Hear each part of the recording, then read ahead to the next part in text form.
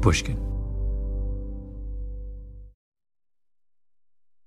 On the fifth day in the trial of U.S. v. Curry, right after the defense left the fundraiser for the Georgetown University Athletic Department in small pieces on the floor of the courtroom, the attorneys for Eamon Curry asked the judge for a sidebar. They wanted to call a witness, a surprise witness, who the defense team had somehow persuaded to make an appearance. "She's in the bathroom," Howard Shrebnick told the judge. "I just wanted to let you know. They just whispered to me that she's coming. I didn't want you to..." His voice trailed off. The prosecutors in the case from the U.S. Attorney's Office were there in the sidebar too, standing right beside Shrebnick. And it is safe to say this sudden revelation came as a shock to them. They weren't expecting this particular witness to show up. They were counting on her not showing up. And now she was here? In the bathroom? Fuck! Then Howard says, "And we're going to propose to introduce text messages that she wrote back in May of 2015. Text messages? Fuck!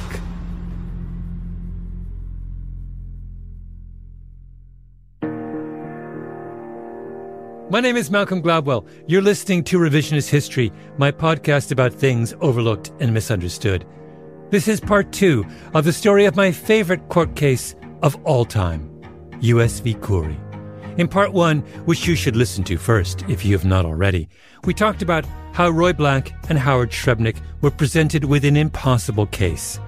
A client who openly admitted to giving $180,000 in cash in a brown paper bag to the Georgetown University tennis coach in order to get his daughter admitted to the school. Days 1, 2, 3, and 4 of the trial had been a disaster for the defense. Eamon Curry seemed destined for prison.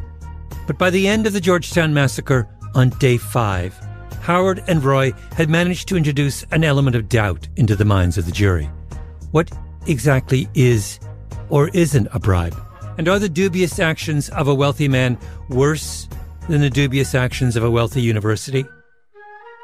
This episode is about what happened in the afternoon on day 5, the aftermath of the Georgetown massacre, the mystery witness, and her text messages. So talk about during the trial, what you feel were the most significant turning points. Most trials don't have one thing like that, but things just develop. You know, the more you worked on it, the more we got into the case, the more facts we learned, the more details, the better it looked. I talked with Roy Black when we met at his offices in downtown Miami. Roy is a trial lawyer. He and his partner Howard are maybe the greatest defense team of their generation. They construct elaborate narratives out of mountains of complicated facts. They are not mystery novelists who tell stories with a clever twist on the last page. Things just develop. But then Roy Black thought about it a little bit, and he said, "Well, actually, I take it back. There was a knockout punch. It was the mystery witness." I mean, to me, that was like an extraordinary event at the trial. From the very beginning, Roy and Howard had a problem. They could show that Georgetown was a corrupt institution where the lines between admissions and fundraising had been all but obliterated. That was the point of the Georgetown massacre. But that didn't resolve their problem. If we say, okay, the whole system's corrupt, and our client took advantage of the corrupt system by paying money, what are we doing? We're admitting that our own client's corrupt. The Georgetown massacre, in other words, didn't win them the case. It simply leveled the playing field. They needed something more, another layer to their argument, proof that Georgetown was worse than Eamon Curry. And in the first few difficult days of the trial, when the government was running roughshod over Eamon Curry, Howard and Roy began to drop little breadcrumbs. They were cryptic. Chances are the jury missed them, but if you read through the trial transcripts, all 1,200 pages of them, and you pay attention, it's obvious something is afoot. The first inkling came during an offhand moment in Roy's cross-examination of a Georgetown admissions officer named Meg Lacey. Once again, we have our wonderful voice actors, Dax Shepard and Britt Marling. Listen. Isn't it a fact that at Georgetown you have a software called Salesforce, don't you? Not that I remember. Isn't it a fact that you have an investigation into the net worth of the parents of potential students? The prosecution jumps up immediately. Objection! Which in retrospect was weird. What was it about the mention of that word, Salesforce, that led the government to stand up abruptly and say, "Stop! No!" But the judge won't have it. Overruled. I don't know about that. Lacey denies any knowledge. Roy moves on. Then, at the end of the Georgetown massacre, with Brenda Smith, he tries again. He leads Brenda through a long series of questions about fundraising. She's evasive in her answers. Then Roy asks, out of the blue, Does Georgetown use a program, Salesforce? It is my understanding that they do. And what is Salesforce? It's a customer relations management tool. Roy follows with a few more questions. Then he says, All right. Well, let me then show you a document marked NU. Roy is just about to put a document on the screen, a document that he is desperate to show the jury. His finger is literally on the clicker. But just as he does, the prosecutor jumps up again. Objection! The judge agrees. Sustained. Under the rules of a trial, if you have evidence you want to show to the jury, you have to find a witness to authenticate it. Someone who will say, it's real. That's what Roy is trying to do with Brenda Smith. Get her to say, yes, I know all about that, but he's shut down. Your Honor, objection. Sustained. You have what you think is a knockout punch, and you can't show it to the jury. Plan A, foiled. So what do? You go to Plan B, the mystery witness, and the text messages. A little bombshell dropped in the middle of the sidebar. Your Honor, we call Catherine Curry. There had never been any indication during the first few days of U.S. v. Curry that the person at the heart of the case, the person on whose behalf Eamon Curry had paid $180,000 in cash to the coach of the Georgetown tennis team, would show up. The government's lead prosecutor made this clear in his opening statement. He told the jury, "We're not here because of the defendant's daughter. You're going to hear about her grades and her test scores, the fact that she wasn't very good at tennis. But to be clear, we're not here because of Catherine. We are here talking about Catherine because of the crimes the defendant committed outside of her formal application process. So during the trial, we're going to ask you to focus on the defendant's actions and his words and those of his co-conspirators." In other words, the prosecution wanted to make a case about Catherine Curry's shortcomings as a tennis player and student without the awkwardness of actually having Catherine speak for herself. Ladies and gentlemen of the jury, we would prefer if Catherine Curry remains an abstraction.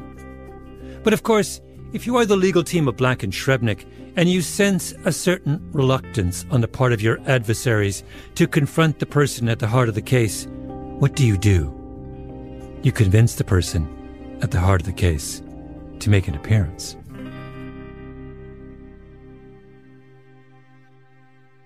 I would say the one thing that stands out that really made a huge difference was the daughter testifying, introducing the text messages with her father.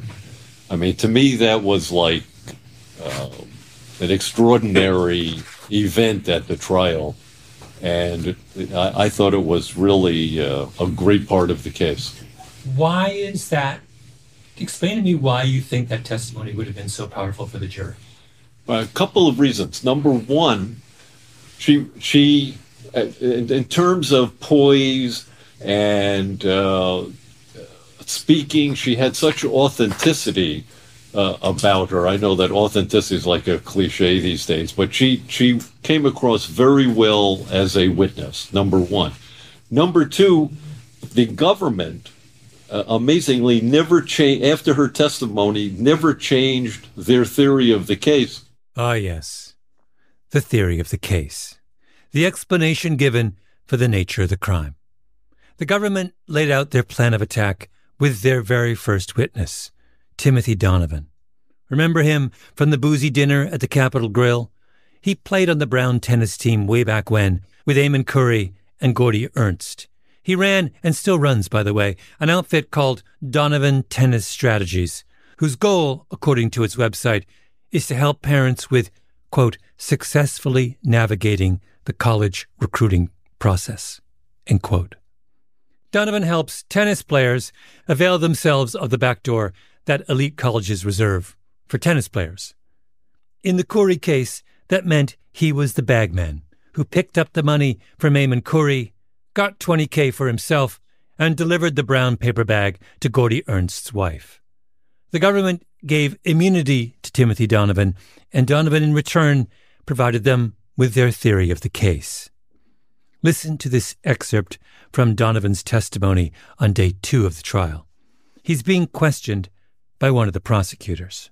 Did there come a time when you discussed with the defendant whether Catherine would in fact play on the Georgetown tennis team? Yes. What did you discuss about that? He said that she didn't have any plans to play, and that, as a matter of fact, that, her old shoulder injury would kick in and she'd be unable to play for that reason.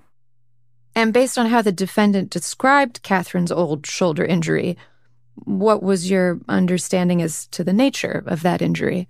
That it was not legitimate, that it was a story that would allow her to not play.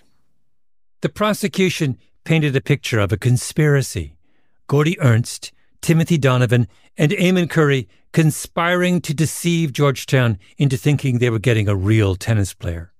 And what's more, Eamon Curry and his daughter Catherine conspiring to fake an injury so she would never have to reveal how unworthy she actually was of playing tennis at Georgetown University. So when the daughter gets to the school as a tennis admission, she then doesn't play tennis. This is Jackie Perchek, one of the Black Shrebnick partners who worked on the case. She doesn't go to practice and never practices with the team and never plays tennis. And so the government fed off of that to come up with this theory that she knew all along that this was a paid-for admission, because otherwise she would have shown up to play tennis. This was the theory on which the prosecution based its case, and it came gift-wrapped and tied with a bow from Timothy Donovan. Why would they advance a theory about the daughter having never spoken to the daughter? Because they had the fact that she never, as Jackie just said, she never went to play tennis. So they just assumed. See, what I think would happen with the case is that, remember, they have a slam dunk all along, 55 or 56 cases, how many?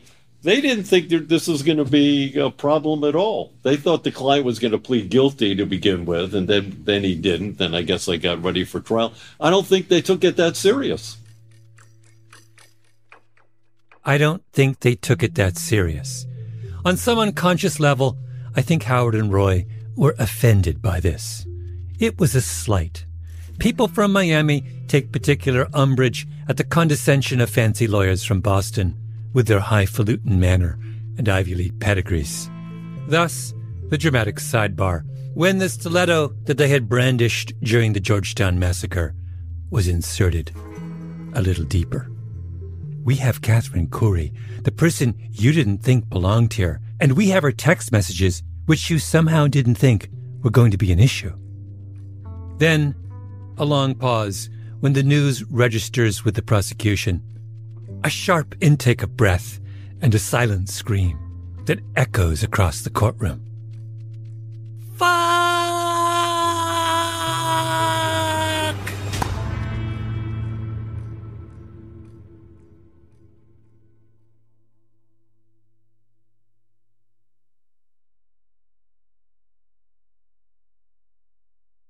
The direct examination of Katie Curry was conducted by Howard, not by Roy, which makes sense. Roy is, as I've said, an apex legal predator. You don't let the grizzly bear play with your grandkids. This one was Howard's responsibility. Howard is not just the intellectual half of Black Shrebnik. He is the warm and fuzzy half. Howard is the one most likely to dress as Santa at the Black Shrebnik Christmas party. Howard has a daughter of his own, whom I'm quite sure has Howard wrapped around her little finger. Katie Curry was 25 at the time. Tall, long brown hair, generous smile when she's smiling, but she's nervous when she emerges from the bathroom. She clearly does not want to be there. The adults in her life have made a dreadful mess of things. The momentum continued to build when the daughter gets on the witness stand, the government having married itself to a theory that the daughter was a fraud, essentially, that her application was a fraud. Howard starts quietly and calmly. Tell us how old you are. Easy questions to answer. Where do you work? You went to graduate school. Where? Only when she seems comfortable does he get to the heart of the matter. Once again, we've asked our voice actors to read from the transcript. Okay. Catherine, growing up, did you play tennis? I did, yes. Okay. And who taught you how to play tennis? My dad. And how old were you when you learned to play tennis?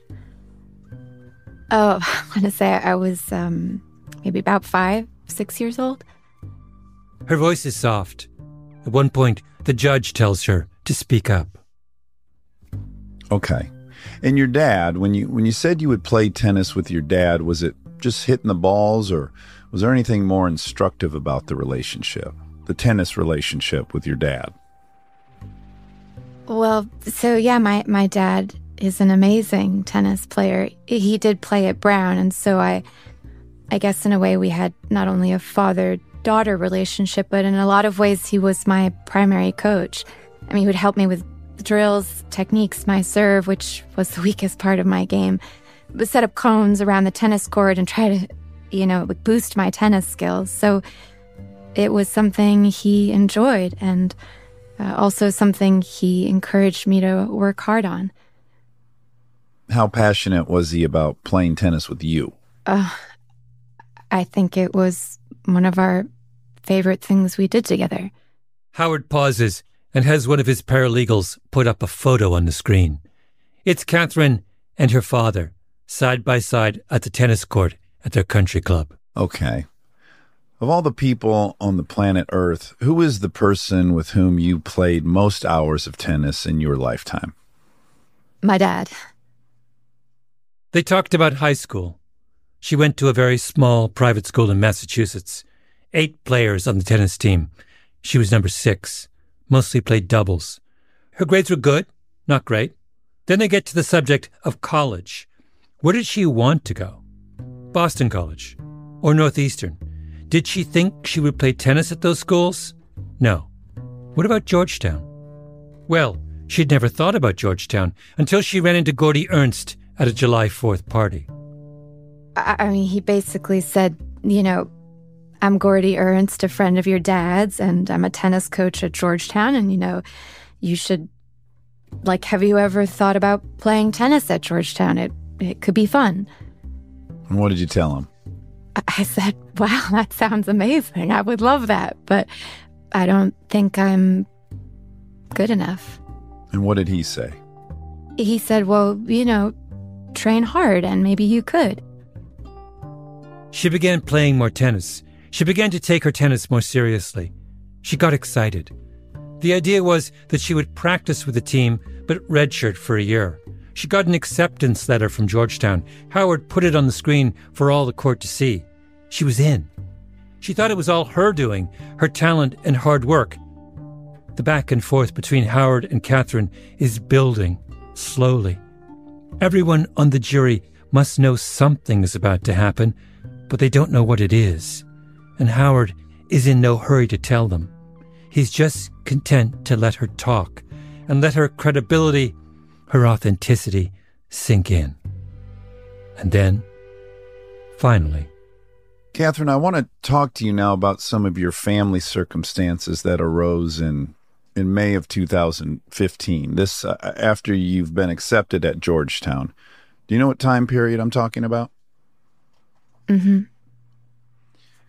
During the months of April and the first week of May, your parents, Melanie and Eamon, did you understand them to be still married and living as a family? I did until, the second week of May. Tell the ladies and gentlemen of the jury what you learned in the second week of May. So, in the second week of May, I was actually in a tennis match. I believe it was a match and not a practice. My mom had flown from Florida to Middlesex, which wasn't uncommon. She liked to visit us a lot. But, I could tell that something was wrong. Up until that moment in time, did you have any idea that your parents were divorcing? No. How did it affect your feelings towards your father? I was really very angry with him for that decision to leave the marriage. And how did you express yourself to your dad? With tears and anger and some mean words.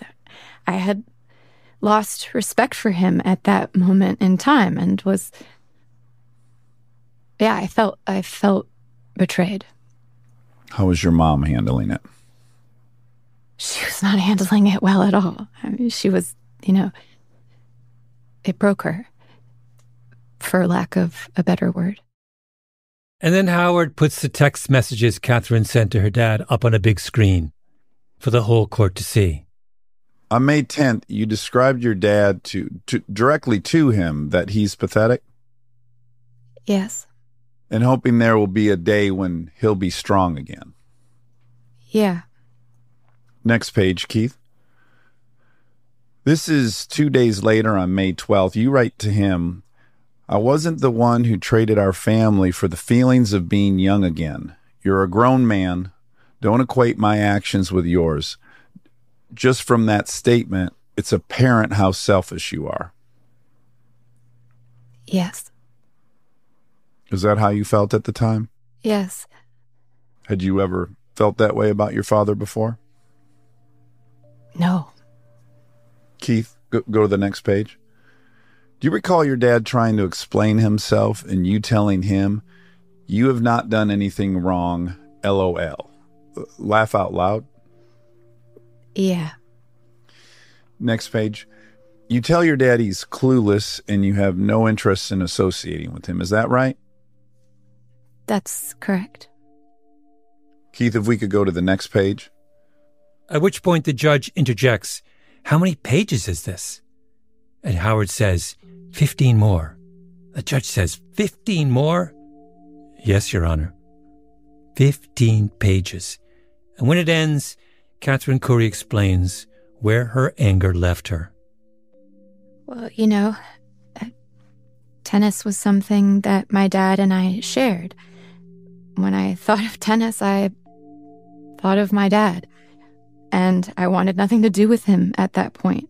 I was disgusted and hurt. And I was basically like,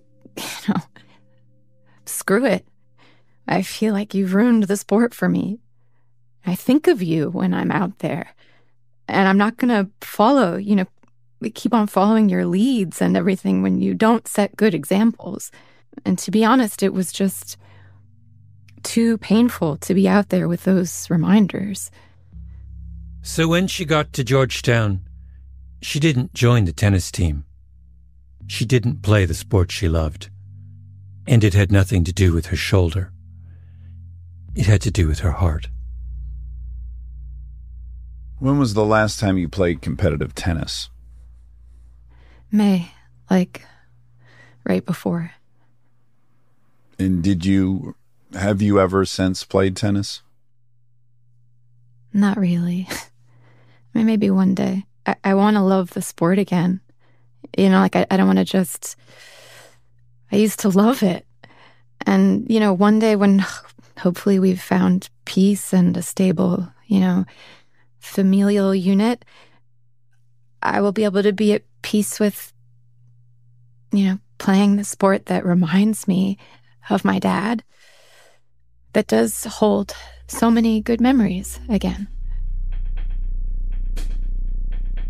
The lawyers for the U.S. Attorney's Office called Katie Curry a mediocre tennis player when Georgetown's specialty was mediocre tennis players. They said she got into Georgetown because her dad was rich, but recruiting rich kids for the Georgetown tennis team was what Georgetown did as a matter of course. And then they threw her under the bus a third time. They said that she had been involved in a conspiracy with her father to fake an injury, and that just wasn't true. Back at the top of episode 1, I said that I asked the U.S. Attorney's Office to talk to me about the Curry case, and they refused. Now I know why. Because they went home and tried to wash their hands, and the stink wouldn't come off. Closing arguments in the case of U.S. v. Curry came the next day. Roy did the honors for the defense. I came up with this walking over to the courthouse because I was trying to figure out how to make these text messages as dramatic as possible. And it doesn't come across in the transcript. But what I did is I picked up the exhibits and I walked over to the defense table and stood in front of Corey and read every one of those text messages, looking him in the eye. You mean the text message from his daughter? Yeah, where she's calling him every name in the book and how I hate you and all this stuff. Tears. Almond Curry, as you did that, was in tears. Yes. Yeah. All of us. Everybody. So there's the jury. Yeah. There. This is Roy Black. There's the jury. There's the judge. Corey is sitting right where you are. By the way, my daughter was sitting right behind Eamon Curry. Sophie was watching the trial. And my son. Okay, and your son. Yeah. And Roy, who's talking to the jury, and it's right there. We have the transcript. And stands literally the distance 4 feet from Eamon Curry. And he's reading to Eamon Curry, and they're right here. You can read them out loud into the mic, into the tape. Each one of those texts. Roy stands up. Well, why don't you read it, Roy? This is the actual closing argument. Quote, the night of my graduation is supposed to be a fun celebration. I don't think it will be if you come.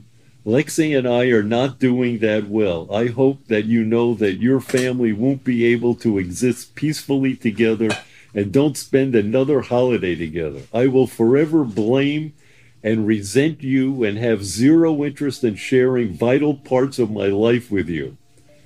That's what Katie Curry was saying in the summer of 2015, not making up some story about her shoulder injury. The courtroom is absolutely still, and Roy just keeps going, right in front of his client, face to face. And so what's happening? Well, the jurors were crying. Well, the jurors are crying. You didn't see that, but we did. There's a juror crying. So explain to me psychologically what's happening with the jurors. They're crying. I mean, it's sort of obvious, but sort of not. What conclusion are they drawing from the emotion in that moment?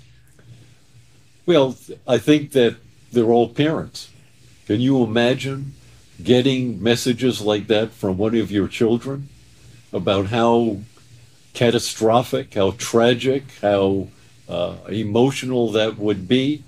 And the reason why I wanted to do that is to show that there was simply no way that this girl was being controlled by her father and would go and say, okay, we're now getting into Georgetown on this fake admission and I'm going to fake a shoulder injury. It's just that it was just such a powerful, tragic thing to get from a child. What I thought happened was it now became a contest between this prosecutor and Katie Curry. Who was the jury going to rule for? Roy's closing argument didn't last very long. It didn't have to.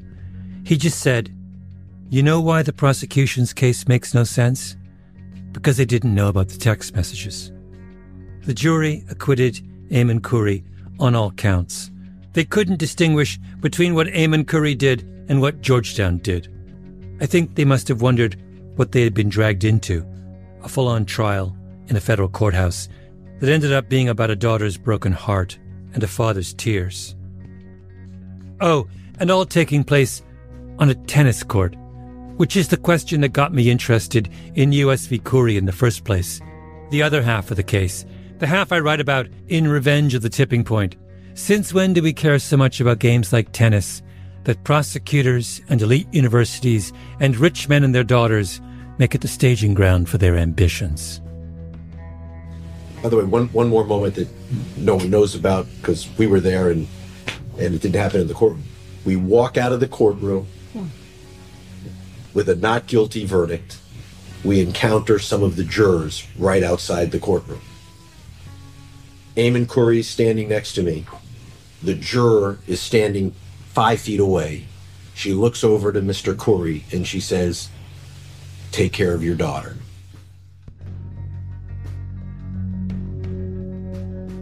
Revisionist History is produced... Wait, we're not done. What about the mysterious Salesforce document? The document Roy kept trying to get Georgetown witnesses to say, yes, it exists, or yes, it's real. What was it? Yeah, Salesforce. They kept a database of what people are worth, and they had like targets. So if this person is worth this amount of money, my target is to get them to donate this amount. And they would keep track of contact with the family and what they're going to ask for. And they kept this in a database, internally in a Salesforce database at the school for each parent. It uses a sophisticated set of software to analyze thousands of people and figure out who among them is the best target for a fundraising call, and what that person's, and this is the term that is used, capacity might be. It looks at patterns. Families that have given a lot tend to be those who will continue to give a lot. Then there's a question of the individual's ties to the institution. Do they have a child at school there? That helps a lot. Or if they are an alum, what did they do while on campus? Turns out a connection to athletics is a top indicator for future giving. Needless to say, this kind of algorithm would really, really like Eamon Curry. After Catherine was admitted, before she had even set foot on campus, the admissions officer who handled her application sent an email to someone in the development office. Are you able to give me giving for Eamon Curry?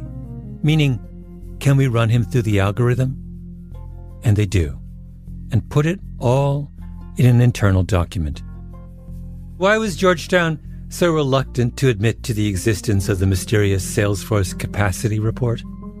Because their capacity estimate for the Curry family was, shall we say, awkward. $1 to $5 million.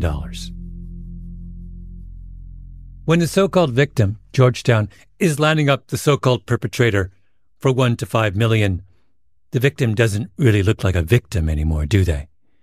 It looks more like they're in on the grift. So yeah, nobody would agree to it. So we mentioned it to the jury. The jury knew it existed, but never got to see it. Yeah.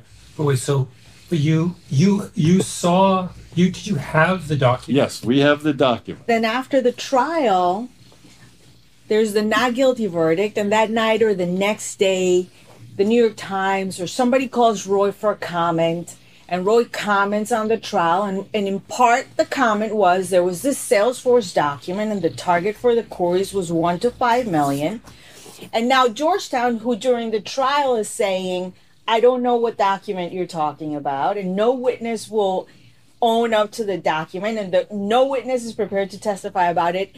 After Roy makes the comment, the lawyers for Georgetown send an email saying, hey, why are you talking about our Salesforce document? There's a confidentiality order in the case, and you're not supposed to be talking about our documents.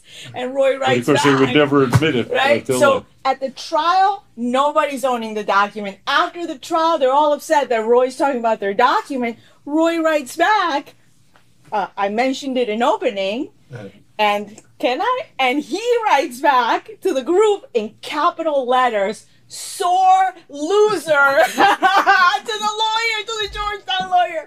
Oh my God, when we all got that email, I was like banging the desk. That's Howard. It was awesome. U.S. v. Curry. best trial ever. Or maybe second best trial ever, because there was another federal case that I fell in love with while writing my book, Revenge at the Tipping Point. It's the basis for the chapter entitled The Trouble with Miami. U.S. v. S. Forms, involving a shadowy nursing home operator from Miami Beach who looked like Paul Newman, drove around town in a $1.6 million Ferrari, dated supermodels, and, in a weird coincidence, was so obsessed with getting his diminutive son onto the University of Penn basketball team that he gave large amounts of cash in a gym bag to the Penn basketball coach. Who represented that shadowy Paul Newman lookalike in a Ferrari handing out bags of cash to Ivy League coaches? 10 guesses.